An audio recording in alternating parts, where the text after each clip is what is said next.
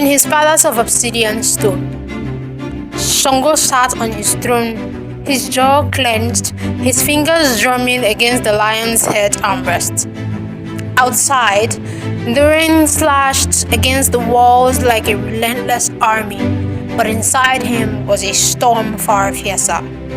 Sango was a god feared by all, his name a chant of power. His enemies crumbled before his lightning, yet for all his might and for all the tales of his conquest, he felt incomplete. The thunder answered his call, but someone was missing. The Ocean River Festival was a riot of colors and sound, a celebration of life, love, and gratitude to the deities. Sango rarely attended such events. Festivals were for mortals, and he, for one, was not one to indulge in such frivolities.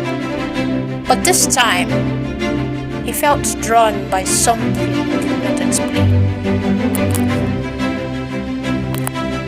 When he arrived, his presence silenced the crowd. Conversations halted, drums faltered, and all eyes turned to him. His crimson robe swept behind him as he walked with the confident strides of a god. And then, through the crowd, he saw her.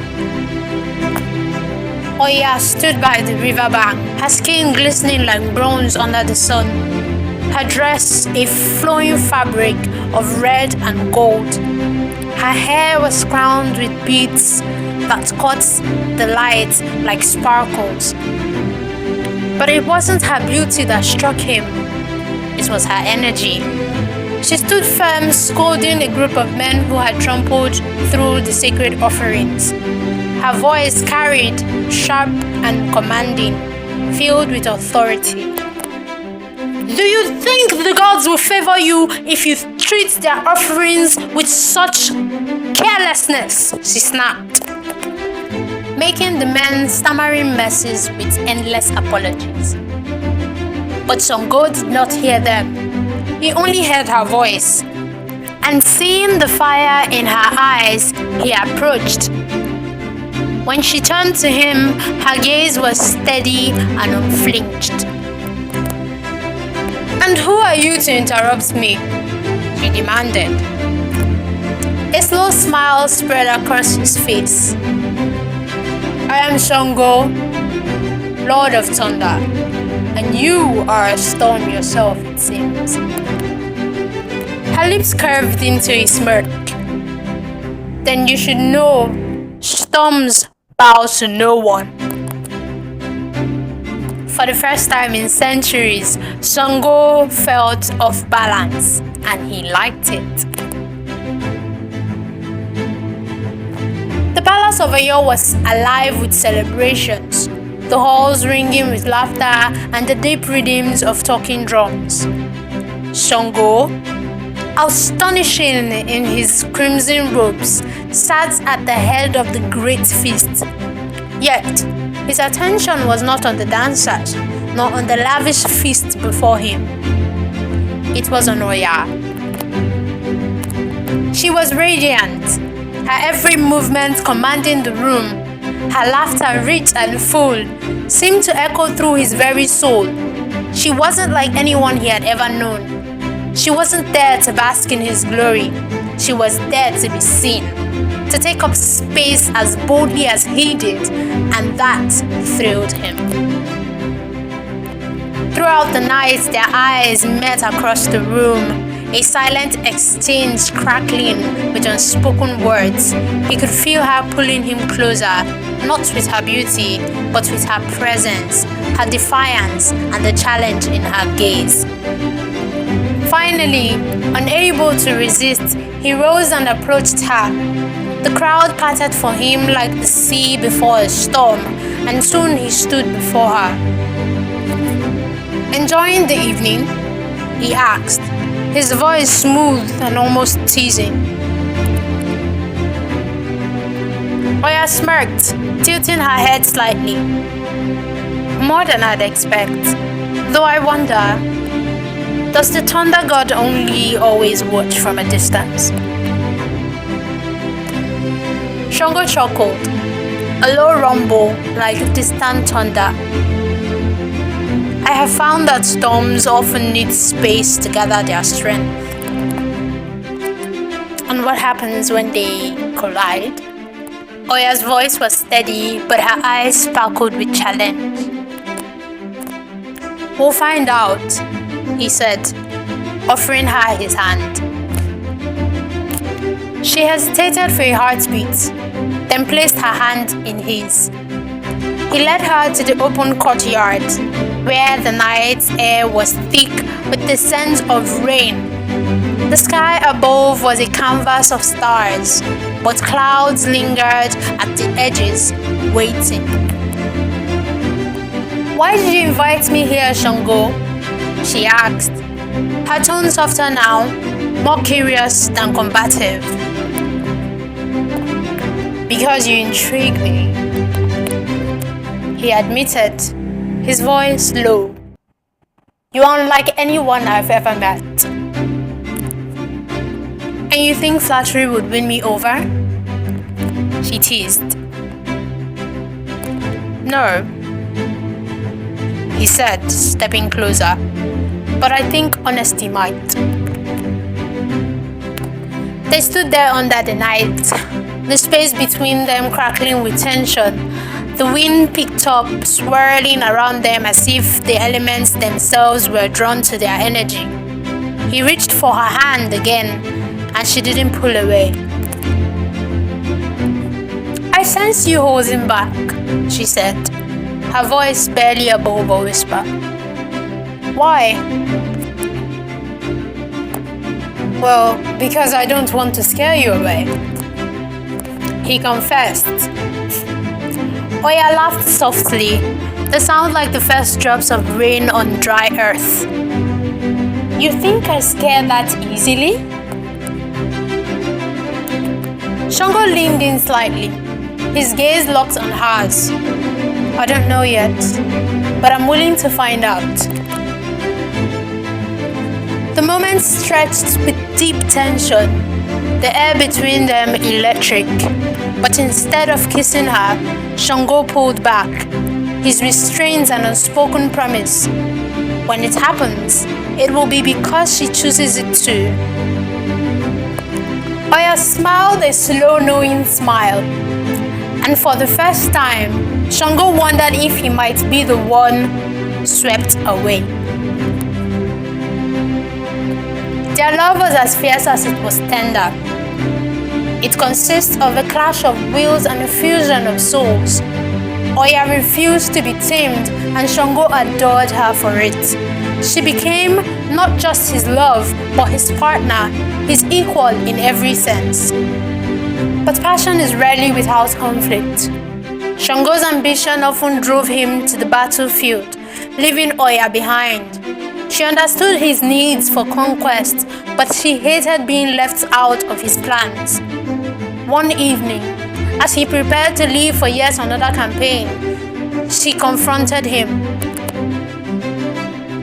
Why do you insist on keeping me here, Shango? She demanded, her voice like the rising wind before a storm.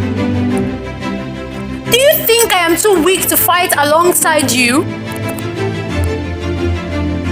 It is not weakness that I fear, he replied, his voice quiet but firm. It is losing you. She softened, but only for a moment. Then let me be by your side. Let us face the storm together. For the first time, Shango realized what it meant to truly love. Not to possess, but to share. From that day, they became an unstoppable force. They combined their powers in battles to disarm and conquer their enemies. The battlefield was chaos, the air thick with the scent of blood and the electric charge of Shango's lightning. Oya's wind whipped through the fray, scattering enemies like dry leaves. Together they were unstoppable. However, in this battle, they were outmaneuvered. The rebels, clever and calculating, had devised a trap. Shango and Oya found themselves encircled, cut off from their warriors. The horizon was a sea of enemies, their spears glinting under the storm-darkened sky. Shango's fists clenched, lightning crackled between his fingers. "We will fight our way through," he growled, his voice low and dangerous. "No," Oya said, stepping in front of him. "You will take the warriors and retreat, and I will handle this." His head snapped towards her in disbelief, flashing his eyes. "You can't be serious." Her gaze, steady and unyielding. "Shango, you are their king. You are their leader. You will live to fight another day, and I will clear the path." "What? No! Of course not!" His voice was a roar of thunder. "I will not leave you here." Oya's wings softened for a moment, circling them in a quiet embrace. She stepped closer, resting her hand on his chest. "Do you trust me?" His stormy gaze searched hers, his jaw tight. "With my life." "Then you have to let me do this. Let me be the wind beneath your storm." Shango's hands came to cradle her face. His thumb brushed over her cheek. The fury in his eyes was tempered by a deep, aching love. "Oya, I cannot lose you." "You couldn't," she whispered, her voice trembling with both resolve and tenderness. "You will feel me in every storm, every breath of wind, and I will always be with you." The storm paused, the battlefield fading into the background as the war seemed to hold its breath, and then finally their lips met. The kiss was not gentle, it was fierce, desperate, a collusion of souls. It spoke of everything they couldn't say: love, pain, devotion, and the unbearable weight of goodbye. The scenery around them seemed to pulse, the wind rising in a crescendo, as if the heavens themselves bore witness to their connection. When they pulled apart, Oya's smile was soft, but tingled with sadness. "Go, Shango.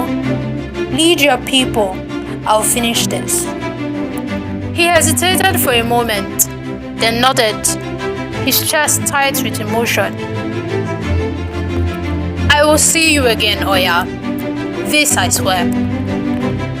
"Indeed, you will," she promised. As Shango retreated with his warriors, Oya turned to face the enemy. Her wings surged, forming a cocoon around her. The ground trembled as she unleashed her full power, the storm's fury scattering their foes like dust. Her form simmered, glowing brighter and brighter until she was no longer a figure of flesh, but a radiant ethereal presence. And then the battlefield was silent.